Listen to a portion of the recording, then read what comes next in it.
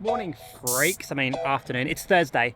What a day for it. Now, I'm messing around with camera settings and, trying out some S-Log3 to stuff to see how it actually works, because I have no idea what I'm doing with cameras.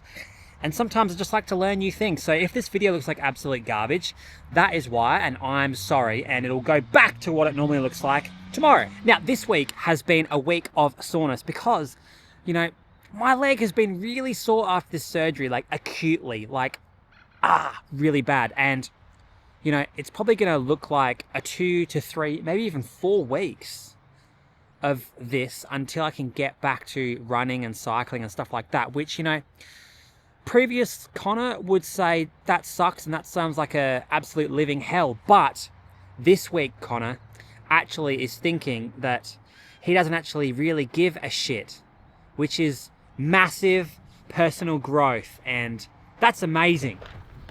So the guys who did the surgery thingy on me basically said that there would be 2 different scenarios that may occur. Scenario number 1 is that I would get home, have a day or so of soreness, and then it would just be like I'd never had an issue before in the past. That would be amazing. But I was more so in scenario 2, where they said that, I would have crippling pain for a little bit of time while this nerve is sorting itself out. So now I'm coming to terms with the fact that I'm just going to be dealing with this pain for probably a couple more weeks, and walking is going to be a bit shit, and forget about running or doing anything like that.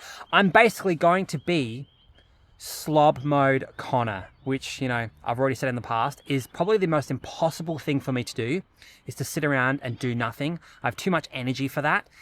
And so now I'm in this scenario where to get to where I have to be, I have to go through short-term shit, which is basically sitting around, Short-term suffering, long-term gain. Let's get it, baby. I'll see you guys when I get home. Bye.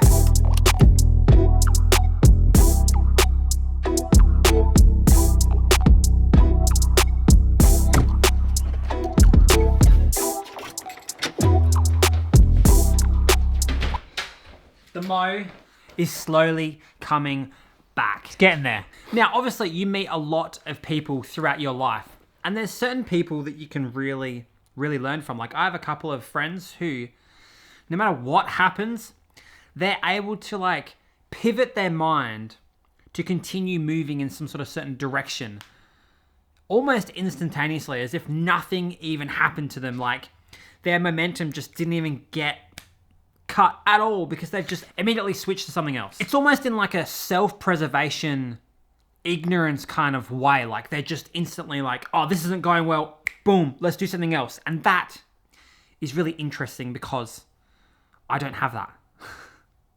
I want to just continue pounding my head against something to try and make it work. And sometimes that can help, but other times you have to let go of whatever's going on right now and look bigger and think bigger. And, adapt and overcome, those classic tropes of quotes and things like that. It makes a lot of sense to me. It's just applying it, which is a bit hard. Because here's what I've been doing for the last, 6 months at this point. Stringing together whatever kind of training that I can on that given week and trying to do my absolute best to get as much exercise in as possible because, I'm just trying to wait for this body to get right. I just got to keep doing little bits here and there and, surviving every week. Is that a good way to enjoy running and to get fit? No.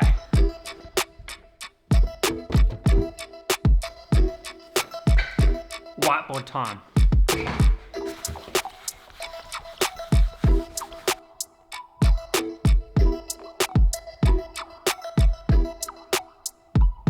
Okay, this first scenario I like to call banging your head against the wall. Here's what happens, and this happens across many other things apart from just running.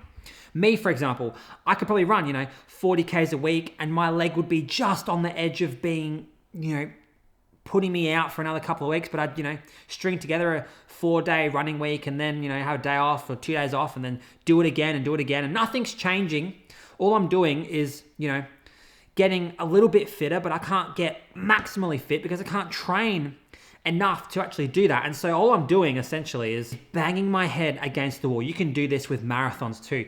You know, you run 7 marathon training camps in a row and you never make any change. You just keep banging your head against the wall and you're wondering, what the hell's going on, man? Sometimes you have to go backwards to go forward. Sometimes you have to go back to doing low mileage speed work for a while before you can go back into some marathon stuff and get better. Sometimes if you can't run 100 kilometers per week and you've been trying for so long, you have to go backwards to go forward. Sometimes if you're really injury prone, you have to stop. You have to do something else. You have to implement some sort of intervention to short-term go backwards, but long-term go forwards. Here's example number 2. Then this next one I like to call the descending staircase of madness. This is very, very common, particularly with people that have injuries. Okay, say for example you have an Achilles injury and you're running 100 Ks a week, okay, and you flare up your Achilles, take some time off, probably don't fully address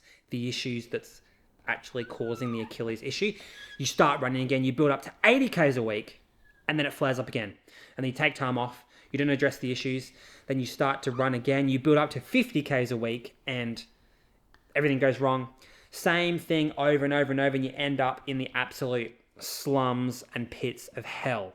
Hence why it's called the descending staircase of madness, because it'll make you go mad. Now, I actually started to identify that in my own training. You know, I used to run 90 kilometers per week pretty comfortably, and then it was 70, and then it was 50, and then it was 40, which is the most recent. I was in a descending staircase of madness. And so, yeah, I could continue on and try and, you know, string together little bits of crap, but, you know, that is not going to actually help. What is going to help is thinking about the long term. And the only way that you get to the long term that you want to be at is by focusing on the short term pain. You know, sometimes it's good to learn how to live to fight another day, okay? Not use your emotions to like make you want to go and, you know, get super fit because, you know, I need to get fit for some random reason, when realistically it's probably better for you to short term get unfit and learn how to sit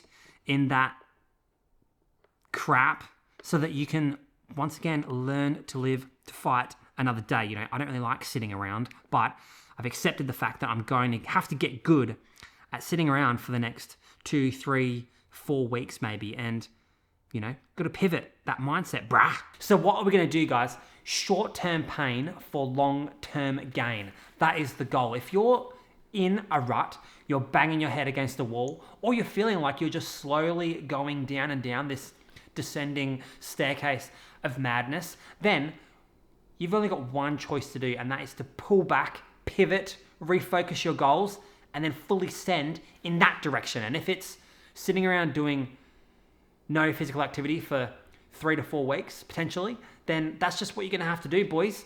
Get on the grind. Let's do it.